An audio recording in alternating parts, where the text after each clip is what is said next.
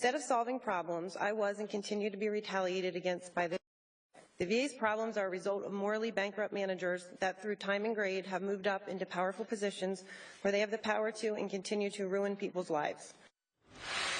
Joining us now with more, Ellison Barber. She's a staff writer at the Washington Free Beacon. Morally bankrupt managers who have risen into positions of power. Pretty scary stuff, Ellison.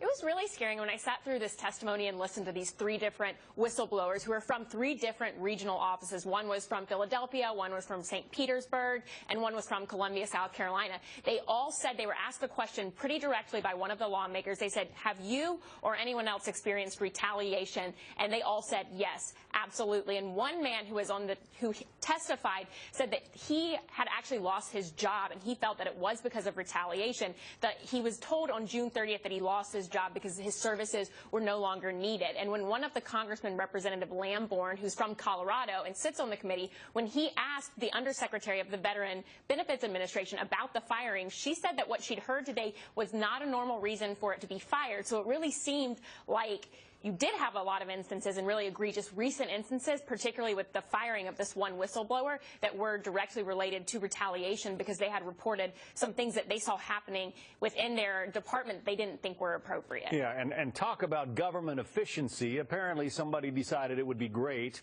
to reward people with gift cards if they processed the highest number of claims. So what ends up happening, they shred those claims by the thousands to get rid of them and make it appear as though they have, gotten their job done, and therefore they get the gift card.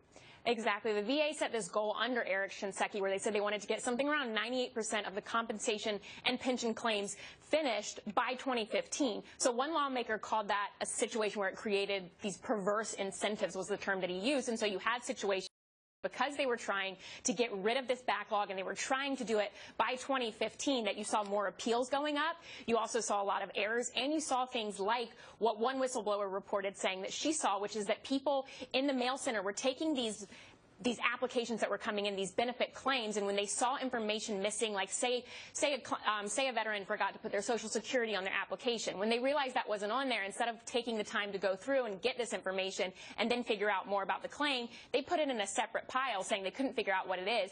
And according to this whistleblower, a lot of those documents, over 96 boxes of those, were then shredded. So basically you just had these claims disappearing. And a lot of lawmakers said that when the VA Undersecretary testified later in the night, that she said that they are reducing their backlog and that they've made historic record-breaking reductions. He said that he didn't believe those numbers at all and that he didn't buy them, and they thought that they were cooking the books and manipulating data in order to say that they had made these achievements. I know that Colorado Congressman Doug Lamborn provided a statement to the Beacon and said, there is a culture of corruption at the VA.